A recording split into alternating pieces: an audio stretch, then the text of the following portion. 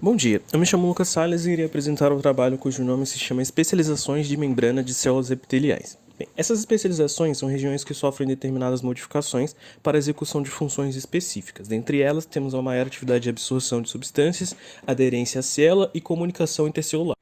A primeira delas são as microvilosidades. Essas especializações são protusões da membrana plasmática que são responsáveis por aumentar a superfície da área de absorção. Apesar de serem projeções da membrana plasmática, no seu interior há cerca de 25 a 40 filamentos de actina que sustentam sua estrutura. As microvilosidades formam uma estrutura semelhante a dedos e se encontram na superfície do tecido epitelial das células do intestino delgado.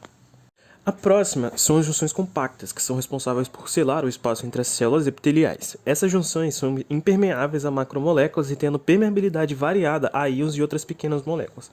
Essas junções são formadas por proteínas claudinas, responsáveis pela montagem e estrutura das fitas selantes, e por proteínas ocludinas, que desempenham uma função de permeabilidade da junção.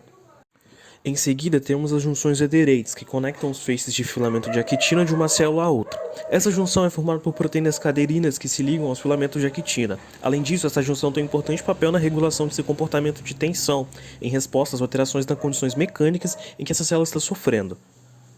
A próxima são os desmossomos, que conectam os filamentos intermediários de uma célula a outra.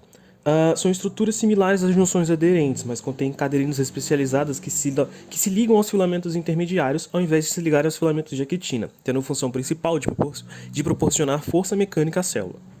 As junções do tipo fenda vão permitir a passagem de pequenas moléculas solúveis em água de uma célula a outra. Ela é formada por 6 subunidades de conexinas transmembrana. Essas 6 subunidades se unem para formar um conexon na forma de canal. Sendo assim, essa junção é necessária para mediar a comunicação através das células. Por último, mas não menos importante, temos as junções de ancoragem célula-matriz. Essas junções são formadas por duas estruturas que desempenham funções parecidas. Uma delas são os hemidesmossomos, que são responsáveis por ancorar filamentos intermediários à matriz extracelular. E a outra é a junção célula-matriz ligada à actina, que ancora os filamentos de actina da célula à matriz extracelular. O artigo escolhido para a apresentação se chama Papéis das células epiteliais intestinais na manutenção da homeostase intestinal. É uma revisão escrita por Ryu Okumura e Kiyoshi Takeda. Então, como sabemos, o trato gastrointestinal é um órgão que recebe alimentos, os digere e absorve os nutrientes derivados dos alimentos. Portanto, bactérias, fungos e vírus também podem entrar no intestino acompanhando a ingestão de alimentos. Porém, há micro-organismos que habitam simbioticamente e formam comunidades, a chamada microbiota intestinal.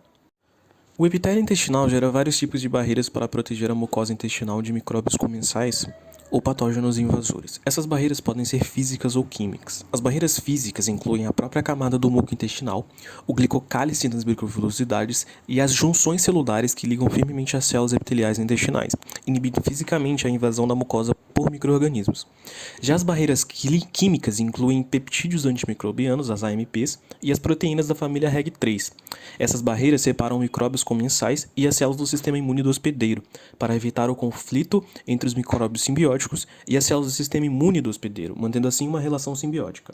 Assim, vemos que o microambiente intestinal é facilmente alterado pela dieta, medicamentos, estresse, infecção por patógenos bacterianos ou virais. Logo, a imunidade do hospedeiro deve se adaptar às alterações do ambiente intestinal. Portanto, as células epiteliais intestinais, estimuladas por fatores ambientais do intestino, interagem com as células imunes e modulam a resposta das células imunes no intestino.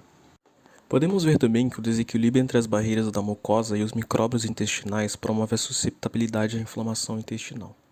A disfunção das barreiras mucosas é devido à predisposição genética, como a diminuição da produção de AMPs e mucina, permite que as bactérias intestinais tenham acesso às células do sistema imunológico, contribuindo assim para o desenvolvimento da inflamação intestinal.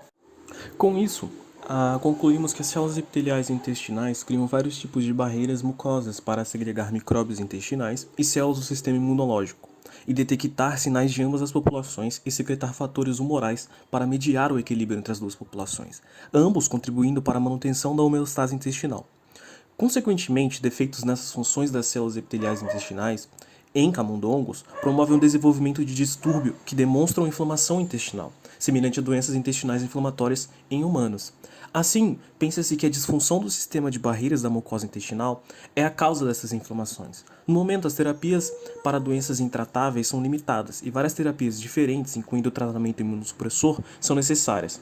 Portanto, o conhecimento mais detalhado dos mecanismos que regulam o sistema de barreiras da mucosa intestinal certamente levará às novas abordagens terapêuticas. Bem, esse foi o meu trabalho, eu espero que tenha gostado e muito obrigado.